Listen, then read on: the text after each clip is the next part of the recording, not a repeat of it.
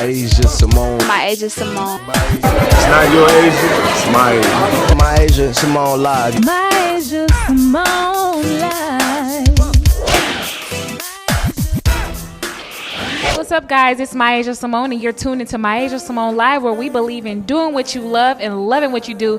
And I am here with the youngest, newest signee artist of Eardrummer Records, Rico Pressley. How are you doing today? I'm doing wonderful. I'm doing great. How are you? I'm doing all right. I'm like, baby, what's the move, y'all? I'm like, baby, what's the move? Pull up like what it do, y'all. Pull up like what it do. Pull up like what it do.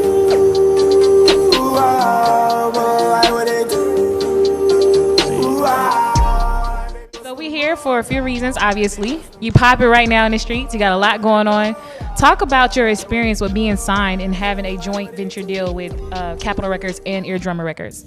Well, I think it's probably like the best thing right now. It's probably like the most exciting thing in my life right now is being signed with Eardrummers and Capitol, because it's like a brotherhood, honestly. Like, everybody there is working real hard for my music, all have the same goals to do the same stuff. So like, we're working real hard to put my music out right now. So like, I'm coming with a lot of new stuff. I got a lot of new music coming out, and they're really liking like what I'm doing. So I'm just giving them songs. They're just gonna portray them in the best way that they can, so that I can, like, you know, give y'all the best music possible.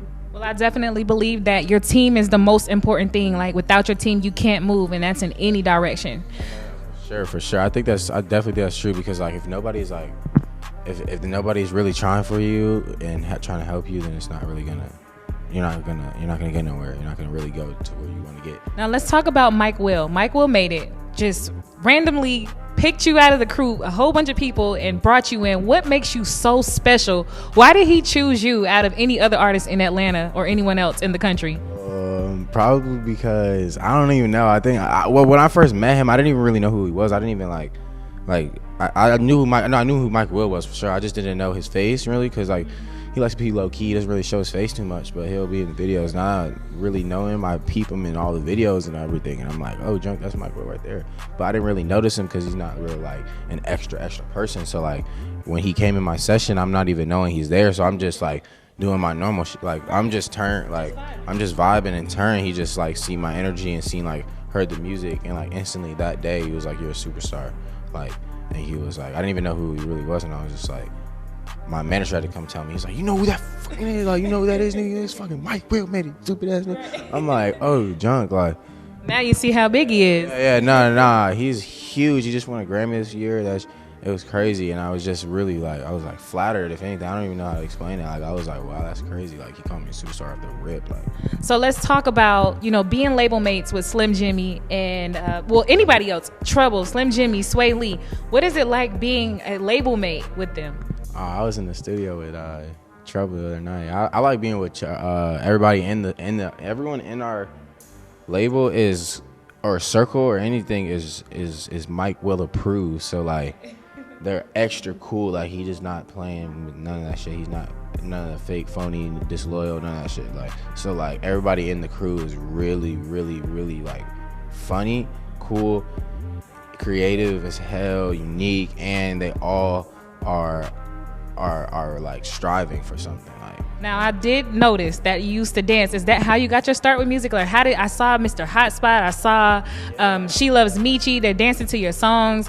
What's your relationship like with them, and is that how you got started with music? No, that's not how we started. We actually just linked up, and I was actually really excited to link up with them, because like Mike was like, you link up well with them, like you go crazy with them. So like, we just linked up, and like that we made that video, and it went real hard. I like that video because Michi killed it.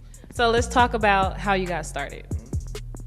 You just decided to jump in the studio one day. How did it go? I actually got started because I was really a hooper first, and I injured my knee. Like, I did too. I tore this ACL, my left leg. My left knee. I tore my meniscus, and when I tore it, I was devastated because I was like straight at basketball. Like, I was hurt, but like, after that, I went and we get in the studio with my homeboy Liam that went to the same high school as me. So like we would go.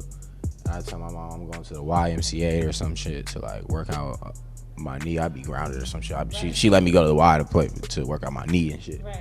But I just be doing stupid shit. She ground me, so I have to sneak over to my homeboy's house at behind the YMCA, and he got a studio in his closet, and we was recording out this janky ass the basement holding a mic from the rack where you put the hangers on. Like it was crazy. Like it was some duct tape, and we would just have our homie that lived in the boondocks of Canton pull up on us with his like weak ass computer and a weak ass monitor, and we would just set it up and we would just record on it. We made a song, we put it on SoundCloud, and that shit blew up like instantly because it was so funny. Like it was called Yeah.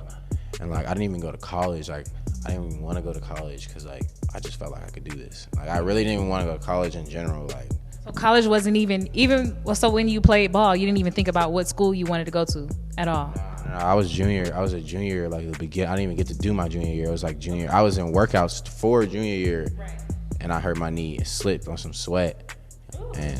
and tore my meniscus in workouts, like preseason workouts. Like, okay. So I didn't even get to do junior year, so I didn't really think that hard. Cause sophomore year, I'm not even close to a senior yet, so I'm like not thinking. So I didn't really think about college like that. Yeah. All right, so your life is changing. You're becoming this big mega superstar. You're opening up for Juice WRLD. You're on tour with Wiz Khalifa. Let's talk about this tour and you opening up for them. Just talk about it in general. Well, first, the tour was probably the best experience of my life. It was a really good learning experience. I gained a lot of knowledge, a lot of game from Rae Sremmurd, Lil Skies, Wiz Khalifa. A lot of wisdom was sent my way. So I definitely think that it was just like probably the funnest time of my life. So the craziest thing out of that tour is probably like Wiz just trying to come see me perform like after like word was getting around that my performances were lit. Cause like I don't like my shows to be just like, I don't like them junks to be, I don't like people just like, you know how rappers would just be like standing there and rapping. Like nah, like I would go up and I'm like lit, like I'm with my homeboy Liam Matt, like we just lit like on the stage, like making everybody jump. You gotta jump if we're in front of you. Like, so he was hearing that, and his manager called me from Shrim's dressing room and was like, saw Rico over, and I was like confused as hell for like what reason, like, cause I was on this tour but I didn't know him, so like I didn't know what he needed. So I walked in here just smoking. He's like, he's like, bruh, I'm coming to see you. He's like, I'm coming to watch your tour. He's like, that junk is going crazy, I heard. I was like, I mean, to watch your show. And I was like, yeah, all right, bet. Like, I said bet, but I didn't think he was actually gonna do it. That nigga was right there on the side of the stage the next show, just like bumping his head, going crazy. And I'm like, man, this nigga is like cool as hell. Like, I really fuck with knowing that before, like, I see people, famous people, and I meet them, and them just being real. Like, I fuck with that. I don't like people being fake and just acting like, oh, this nigga not. The vibes are genuine. All right, so let's go ahead and nip this in the bud. This is gonna come all the time, so I'm gonna be the first to expose it. Do you have a girlfriend? You know the ladies are gonna know. Are you dating? Nah, that's funny.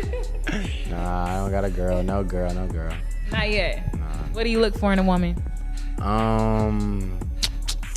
It's a lot of things. We can talk about that another time. We'll save it for a later date. Yeah. All right, so we got an EP coming out April of this year. Let's talk about the EP. April, maybe March. I don't know. I really don't know yet. We're really trying to get together. Right now, I'm really just focused on getting my music all mixed and mastered and stuff, so I can get it out. You know what I mean? I'm trying to get some couple last features, couple like just touch ups. You know what I mean? Just so I can get the music sounding the way I want it to sound, so we don't lose. You know what I mean? It's just we got a couple things left to do. We're gonna wrap it up just a little bit with some fun questions, really quick. If you can answer them quickly, all right?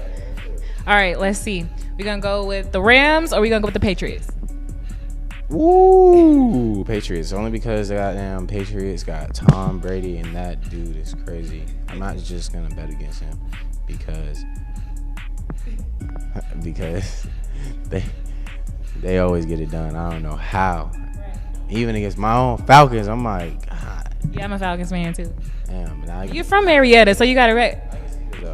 That's crazy. I can't believe the Eagle came out. That's crazy. All right, Soulja Boy or Tyga? Soulja Boy, you crazy as hell.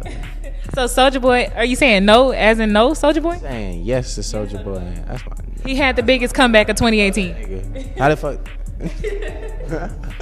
Nah. Somebody just asked me the other day. There's homeboys with him. He was like, "You want to make a song with Soulja Boy?" I'm like, "Hell yeah, fuck yeah!" Like, I'll definitely make a song with Soulja Boy.